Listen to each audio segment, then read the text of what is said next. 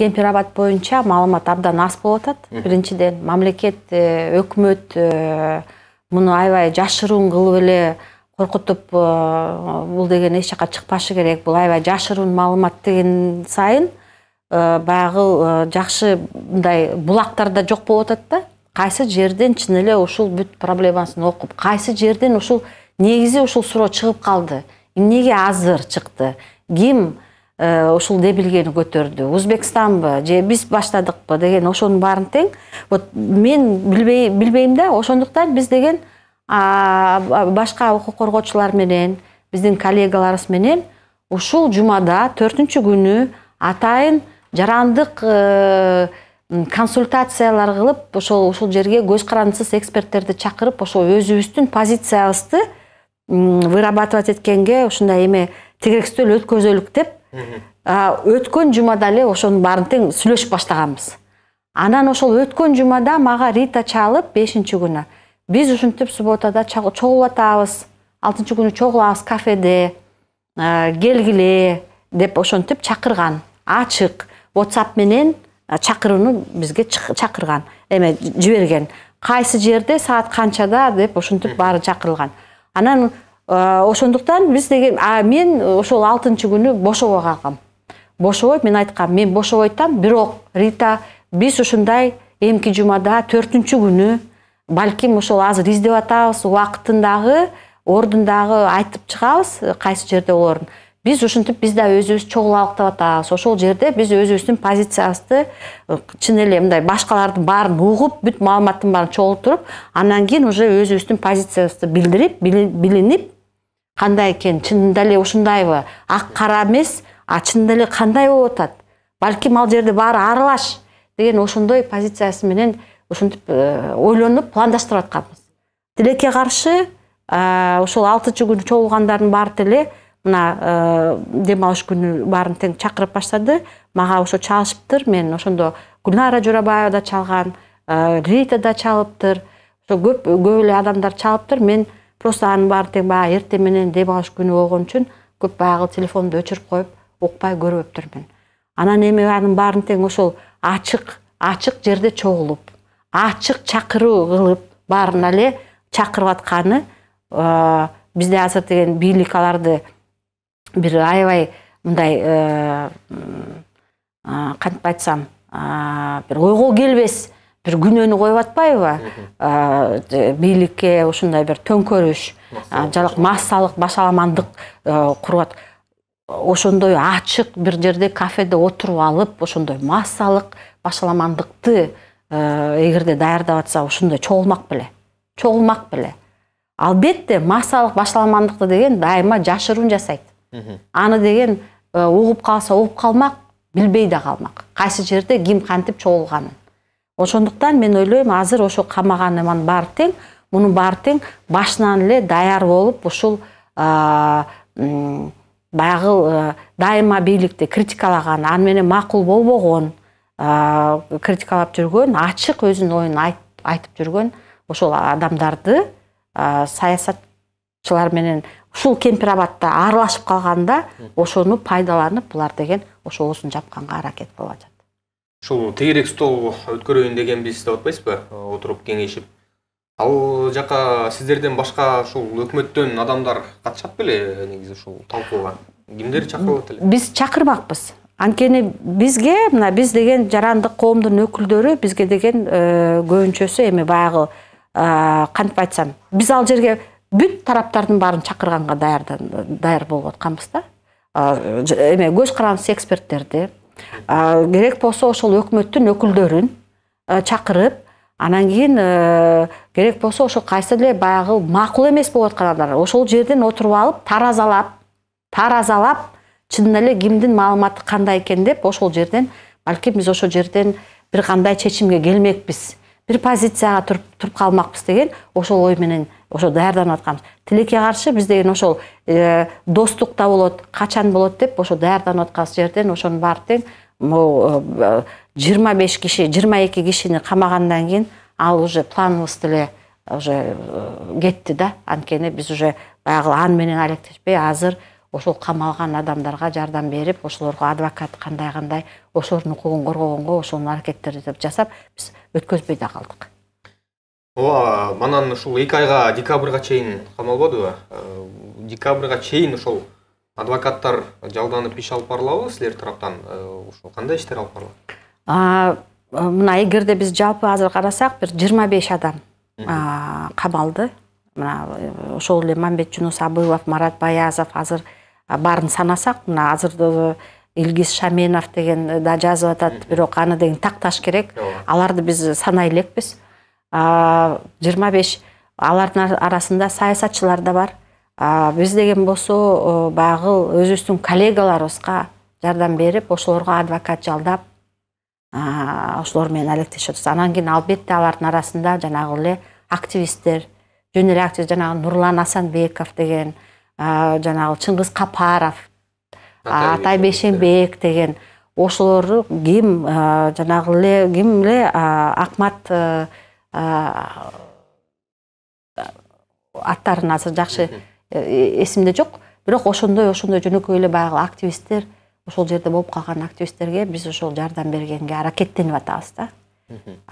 Анткени алардын арасында, ошо камалгандын арасында, мисалы мына 5 аял. 5 аялдын эң улуусу 71-де, Асия Сасыкбаева деген. Рита менен Кларанын деген 18-ге чыга элек кичүү балдары бар. Андан тышкары ошол Асия Айтбаевнанын өзүнүн ал деген өзү орукчан. Анан жанагы активисттердин арасында жанагы Эшалиев мына инфаркт болуп, ал азыр больницада жатат. Ал домашний арест деген менен ал деген больницада жатат. Нурлан Асанбеков жалгыз атасы ошол кызын багып жүргөн, колунда баягы карган энеси бар. Ошондойлор көп экен. Али Шабдан жаңы эле ошол кичинекей бала төлөө, алардын баары тең өздөрү жалгыз баккан, анын үй бүлөсү ошондой бар. Баягы аялдары үйүндө отурат, бала багып. Ошол жалгыз бир ошол күн сайын ошол бир эме тапкан адамдар да. Анан албетте биз ошолорго жардам бергенге ар кандай аракеттерди жасап атабыз. Адвокаттар иштеп атат. Адвокаттар иштегенде ошол жерде камап атканда, үйүнө келип баягы тинтүү жасап атканда, сотко алып барганда, сот чечим чыгарып атканда, ар бир эмесинде деген бүт ошол процедуралардын баары тең, эрежелердин баары тең бузулганын айтып атат. Негизи кемпир абадты маселеси көтөрүлгөндөн бери эле ушул активисттер өздөрүнүн ойлорун жазып, социалдык тармактарда айтып келе жатышпайбы? Бирок эмне үчүн дал ушул убакта алар массалык түрдө кармалды дагы, дал ушул убак мындай аларга тандалып алынды деп ойлойсуз? Ушул убакта камап атпайбы? Биз өзүбүз ошол биздин коллега укук коргоочулар менен же башкалар менен ошол жөнүндө сүйлөшкөндө, ошол кандай ошол камап койгондо, анткени Кыргызстан дүңгүрөтү. Ушул күнү, ушул жума бою ушул дүңгүрөтүп, мына 22 киши, 25 киши азыр уже 26 болуп баратат. Адам камалганы бул кантип айтсам, мурундагы мындай биз баягы Бакиевди эң мындай куугунтук жасаган президент деп, анда деле андай болгон жок. Эми саясатчыларды камачы, бирок активисттерге тийчү эмес. Анан бул жерде эмне үчүн ошону камады? Буга чейин 2 күн мурун 300 кишини, 200 кишини чогултуп, өзүлөр алар менен алмашканда, ошолордун арасында дагы ушул азыр камалган активисттер да бар болчу. Эмнегедир ошол жерден баягы тил табышпай, ачууланып, ошон үчүн өч алып атабы деген, ошондой ой келип атат биринчиден. Экинчиден, атайын ошол бул бирөөнүн сценарийби, четтеги сценарийби, атайын ушул жерден ушунун баарын тең аябай кантип айтсам, учкаштырып бири-бирине, анан кийин ошо обострение жасап туруп, аябай, анан кийин бир төңкөрүшкө алып келген. Ар кандай болот да. Анан ошол бийлик ошонун баарын анализдебейби? Эмнегедир ушундай катуу эмелерге, кадамдарга, ушундай куугунтукка чейин барып атат? Эмне үчүн? Анткени бул эч качан бизде Кыргызстанда куугунтук элдин оозун басып койгон жок. Куугунтук, репрессиялар наоборот элди күчөтүп, радикалдаштырып, Анан кийин биз ошол төңкөрүштөрдү көргөнбүз, революцияларды көргөнбүз, элдин чыкканын, конфликтти көргөн, бири-бири менен кагышканын көргөнбүз да. Анан эмнегедир ошонун баарын билип жүргөн, өзүлөр көргөн, анан болбой эле кайра эле кайталап атканы бизге түшүнүксүз. Ошол камалган активисттердин көбү эми сиз менен жеке бир байланышы бар, алар менен таанышсыз, сүйлөшүп жүргөнсүз, алардын жазгандарын, айткандарын да угуп жүргөнсүз. Жана массалык бир башаламандык уюштурууга бир белгилер бар беле негизи? Сиз кандай ойлойсуз? Жок. Эч кандай жок да? Жок, анткени өзүнүн бүт пикир, ой пикирлерин, өзүнүн позициясын алар деген дайыма жанагы соц тармактарга жазып чыккан, жазып эле жүргөн. Мына эгерде кайрадан эстеп кетсек, 20-октябрда ошол президент анан кийин башкалар менен өкмөт менен жолугушканда деле ал жерде деле алар деген ошол өзүнүн позициясын ачык эле айтып атышты. Силер деген толук бербей атасыңар, бербеш керек деген ошонун баарын тең эле ачык эле айтып атты, бетине эле айтып атты. Анан бир жерде атайын ошо буларды кетириш керек, жоготуш керек деген эч кандай бирөө дагы аны жазган жок. Эстесеңер, Атай Бейшенбектики мына азыр баары тең ошону бөлүшүп атат. Атай Бейшенбек айтып атат: "Келгиле, бизге жакшы түшүндүрүп бергилечи, балким биз жаңылып атабыз. Биз силер үчүн туруп беребиз, керек болсо" деп ошол президентке кайрылып атат да. Анан чынында эле ошондой болсо деп. Анан мен айтып кетерим, бизде деген мына айтып атпайбы? Бул Кемпирабадты деген батыраак чечишибиз керек, жашыруун чечишибиз керек. Анткени бул деген коңшу менен, биздин кошуна мамлекет менен жакшы мамиле түзөбүз. Бул деген бизге жардам берет деп айтып атканы менен, бирок мындайда эч качан жакшы мамиле ушундай курчутуп, элдин оозун басып, маалыматты жашыруун кылып, бербей ошондой жасаганы бул деген жакшы мамилеге алып келбейт, эч качан алып келбейт. Азыр балким алып келер, бирок кайрадан эл баягы өзүнүн бугун чыгара албай, ошол айткан эмесин уктура албай, аны укпай коюп, ошол чечимди чыгарып койсо, анда жүрү туруп мунун баары тең кайрадан эле бир конфликтке алып келет да. Ошондуктан бул жерде биринчи элдин ичинде консенсус болуш керек. Консенсус болмоюнча биз эч качан алар менен жакшы мамиле кыла албайбыз. Албетте балким деген бийлик бири-бири менен жакшы мамиле боло берет. Бирок элдин ортосунда дагы жакшы мамиле болуш керек да. Түптү, анан эл ичинде мындай кептер бар да, ушундай бир ойлор айтылып атат. Азыркы активисттердин камалып жатышы, ММКга чектөөлөрдүн киргизилип жатышы тууралуу маалыматтар президент Садыр Жапаровго бурмаланып жеткирилип жатышы мүмкүн. Ал чыныгы болуп жаткан айкын, ачык кырдаалды толугу менен билбеши да мүмкүн деген пикирлер айтылып атат да. Сиз кандай ойлойсуз? Чындап эле ушундай болушу мүмкүнбү? Эми биз дайыма эле айтып жүргөнбүз, хан жакшы, хандын тегереги ушундай жаман, аны деген ушундай жаман кылып коет деп. Албетте, бул жерде мына биз бүгүн көрүп атабыз, Эрбол деген жигит ошол президенттин аппаратында иштеген, өзүнүн бир мындай терс позициясын айтып атат. Бүгүн ошол мындай чоң акция жүргүзбөдү бүт медиалар, журналисттер. Анан ошол терс мамилесин көрсөтүп атат. Бирок Садыр Жапаров эчтекени билбейт, ага деген туура эмес маалыматты жеткизип атат дегенге мен ишенбейм. Анткени Садыр Жапаров өзү Фейсбукта отурат, кээ бирде өзү постторду жазат, ачык эле өзүнүн ой пикирин деле ошол жерде билдирип жүрөт. Бул эмнени көргөзөт? Садыр Жапаров бүт ошол соц тармакта болуп аткан ой пикирлердин баарын эле окуп эле, билип эле, түшүнүп атат болуш керек деп ойлойм. Анан декабрдын аягына чейин көбү камалды, дээрлик бардыгы. Анан алардын иши андан ары эмне болушу мүмкүн? Сиздер адвокаттар менен байланышып жүрүп атасызбы? Эми биз адвокаттар менен байланышып атабыз. 1-күнгө чейин алардыкы деген ошо 5 баягы соттун чечими чыккандан кийин 5 күн бар. 5 күн ичинде апелляция кылып, аларды деген ошол биз айталык, мына кылмыш кодексинде деген жаңы өзгөрүүлөр киргизилген. Бизде дайыма эле баягы жаңы өзгөрүүлөр киргизгени, анын ичинде ошол камакка алгандан тышкары дагы башка өзүнүн эмелери бар да, башка жолдору бар. Залог менен чыгарса болот. Үйгө, ошол үй арестине, үй камакка дагы чыгарганга, ошондой бир 4 ошондой жол бар да.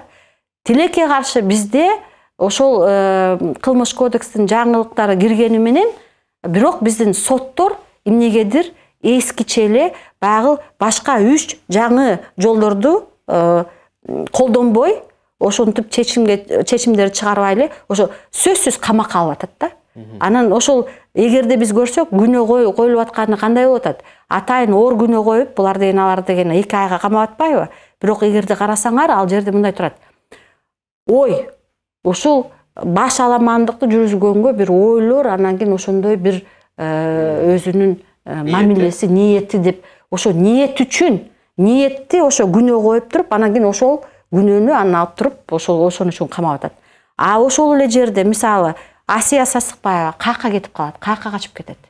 Эмне болот? Эмне үчүн аларды деген мисалы ошол эле үй камакка чыгарып койгон жок? Эмне үчүн ушундай сразу эле ушундай бир катуу жазаны берип атышат? Ушундай катуу бир мындай 2 айга ошол СИЗОго камаган дегенчи. Анан ошондуктан биз адвокаттар ошонун баарын тең айтып, ошол процедуралар бузулуп атат дейт. ИИМдин өкүлү деген жогорку кеңешке барып калып атпайбы, эчтеке бузулган жок. Толтура процедуралар бузулган. Ошондуктан жанагы апелляцияны берип, алардын ошол камакка алынган 5 аялды, башкалар жана Орукчандарды, Мадеминов деген ал диабетиккен, инсулинде отурат. Ошондой адамдарга ошо жумшартып, аларды ошол үй камакка чыгарсабы деп, анан кийин уже аларды күнөөсүн чечкенге аракеттерди жасайбыз.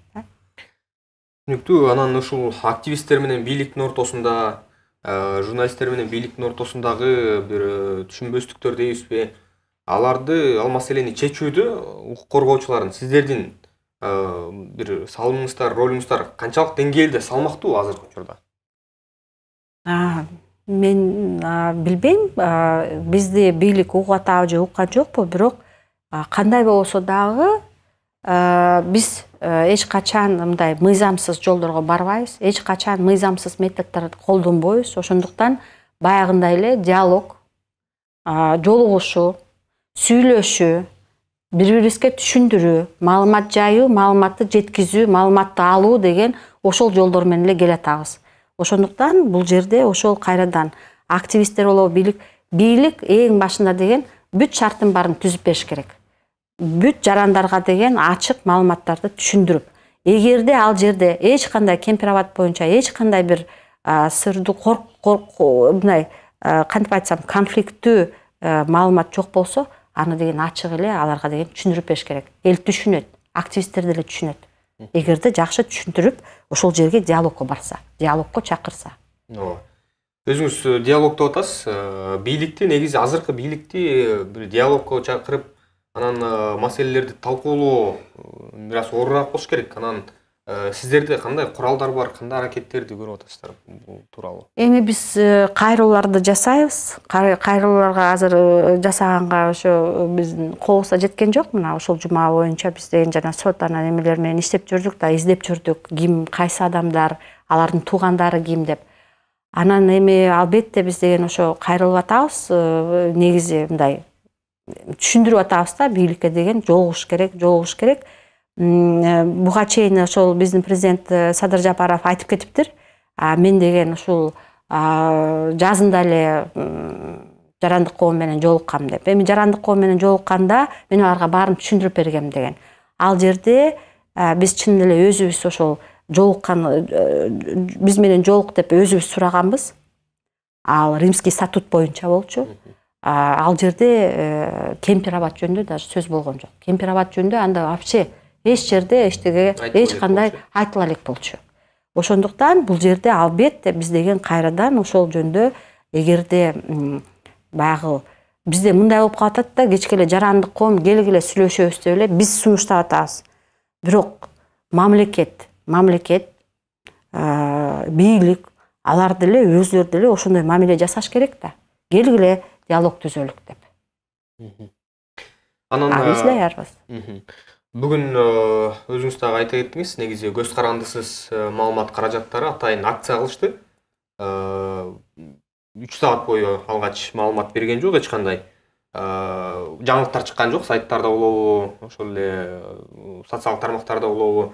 Андан кийин ошол өлкөнүн мамлекеттик ошол ведомстволордон эч кандай жаңылыктар да чыккан жок да бүгүн. Бул кадамга кандай баа бердиңиз негизи? Булар деген эми мындай да, жанагы азаттыкты жабабыз, анан блокировка, баягы мыйзам кабылдана элек, мыйзамды Россиядан эле кайрадан эле көчүртүп алыптыр. Россияда эмне болуп атканын биз көрүп атабыз. Мен буга чейин ошол сентябрь айында ошол Варшавага жанагы человеческий конференция, жыл сайын өтүп аткан конференцияга катышкам. Ошол жерде мына көпчүлүк жанагы лидерлер чогулуп, ОБСЕнин ЕКУнун лидерлери, өлкөлөр ошол чогулуп, ошол жерде жарандык коомда катышат, өзүнүн альтернативдүү көз карашын, ой пикирин билдирет да. Анан ошол жерде айтып атышат. Эгерде аналитикадан карап, аналитикада айтып атат. Өз элин куугунтукка алып, журналисттердин оозун басып, жарандык коомду жабып, оппозиция менен сүйлөшпөй жүрүп, ошол авторитардык режимге келип туруп, ошол авторитардык режим болгондон кийин сөзсүз ошол авторитардык режимге дагы кантип айтсам тойбой, анан башка өлкөлөр менен согушуп, башка өлкөлөргө согуш, анан кийин коркуттуу, анан конфликт болуп, ошондойго чейин барат экен. Анан ошондуктан бул жерде баягы эң негизгиси мындай экен да, эгерде биз өнөккөбүз келип атсак, кичинекей өлкө деп кечке мына биздин өкмөт эле айта берет, макул кичинекей десек деле. Бирок биздин өзүбүздүн өлкөбүз бар, көз карандысызбыз, өзүбүздүн конституция мыйзамдарыбыз бар. Эмне үчүн биз ушинтип жөн эле баягы өнүкпөйбүз? Анткени кайрадан куугунтук бар жерде, жанагы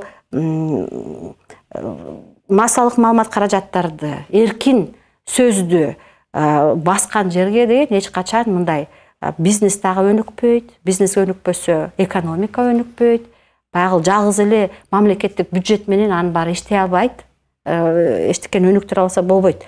Инвесторлор келиш керек. Мына Садыр Жапаров азыр айтып атат, ВСП плюсту бизге деген узартып бергиле, инвестор бизге келсин деп, шарт түзүп беребиз деп. Ошо шарттардын баары тең биринчиден эркин сөздүн эркиндигинен башталат. Укукту ошо коргогон система жакшы, ошол конституциялык укуктарды деген кепилдигин берген, кепилдеткен ошондой шарттарды түзүлгөндө, ошондо гана анан өнүгүү башталат да.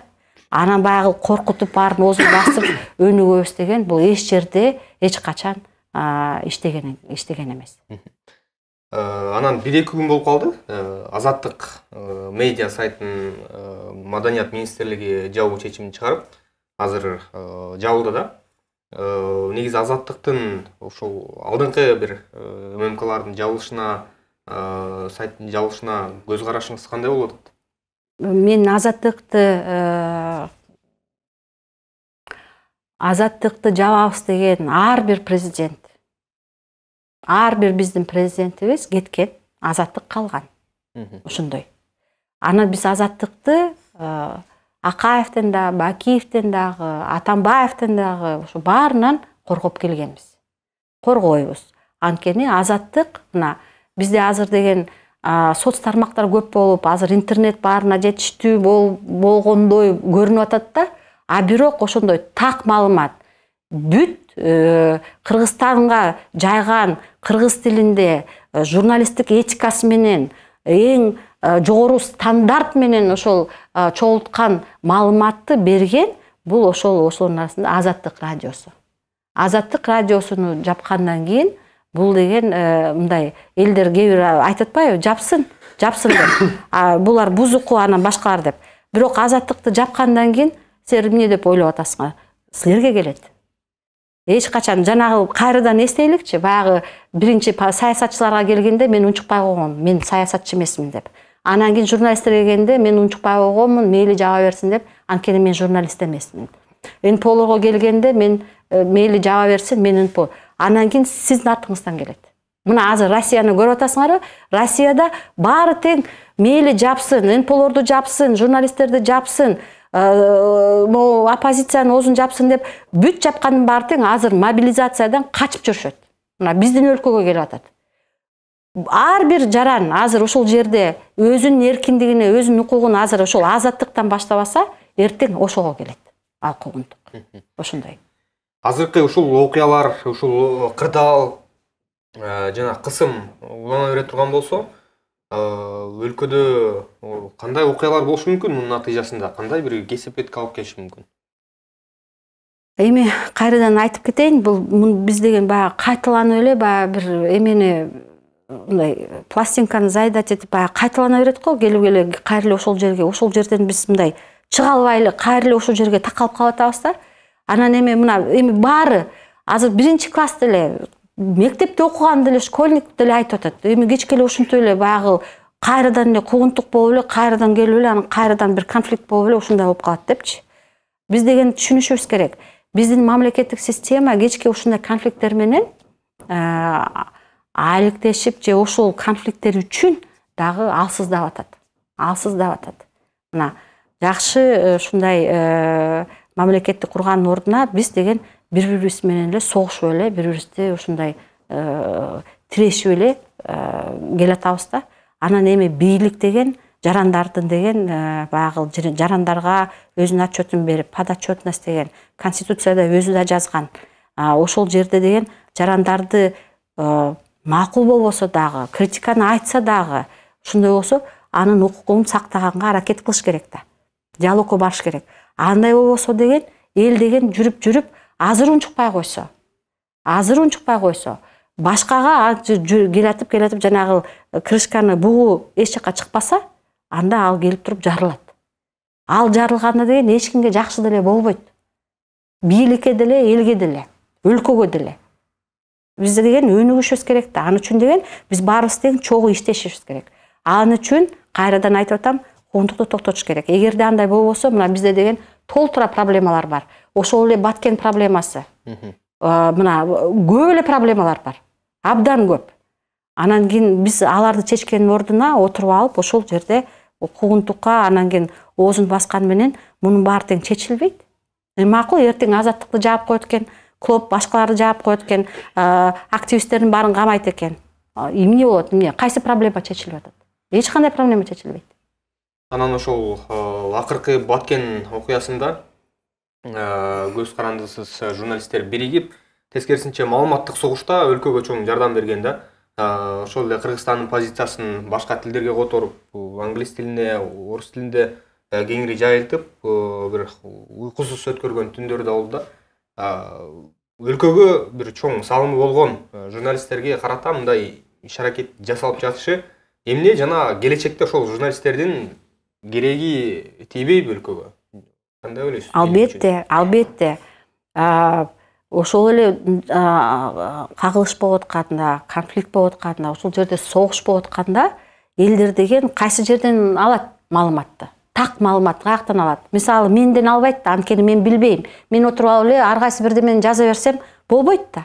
Аны деген ошол журналисттер табып, тактап, анан кийин далилдеп туруп, анан кийин берип атат. Анан биз ошону окуп алып туруп, анан кийин ошол жерден өзүбүз ошол маалыматты алып, же кооптонуп, же кайрадан баары эле жакшы экен деп ошол жерден деген эл билип атат да. Бийлик деле ошондой. Анан кийин өткөн ошол багы сентябрда болуп кеткен багы кагылышууда деген биздин журналисттер чынында эле өзүнүн багы салымын аябай кошту. Алардын салымы абдан чоң, зор. Ошол жерден өзүлөр алган маалыматты ушул эл аралык коомчулук дагы билсин деп өзүлөр ар кандай тилдерге, Корея, турецкийге, англисче, немисче, ар кандай французча ошондойлорго өзүлөр аракеттенип, которуп, мамлекет берип аткан, өкмөт берип аткан маалыматты өзүлөр ошол которуп, ошону жайдырып атты. Ошол коомчулук билсин, эл аралык дүйнө да билсин эмне болуп атканыбызды деп. Ошондуктан бул жерде мен ойлойм, мына азыр деген алардын оозун жаап салса, анан кийин эртең Кудай сактасын, бирдеме башталып кетсе, эмне макул КТРде окуйт. КТРде деген ал жерде мактагандан башка эчтекени деле укпайт. А бул жерде деген таразалаш керек да, ар кандай маалыматты билиш керек да. Ошондуктан бул жерде эркин маалымат, эркин медиалардын салымы абдан чоң. алардын салымы кантип айтсам баасыз деп коюшуп деп айтса да болот да. Ошону деген билип көрүш керек, билип жүрүш керек. Анан кайрадан дагы эскертип келейин. Именно ошол бийликте жүргөн адамдар коомдукта жүргөндө ушул эркин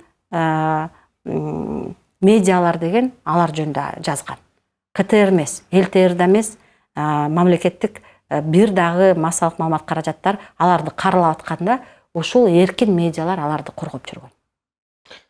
Чоң рахмат. Ушундай биздин суроолорубузга келип кызыктуу маек куруп берип, жооп бергениңиз үчүн ыраазычылык билдиребиз.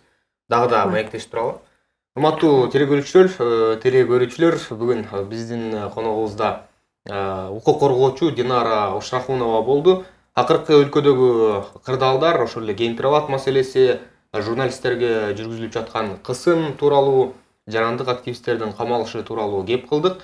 Биз менен бирге болуп туруңуздар. Алда да кызыктуу маектер, интервьюлар күтүп турат.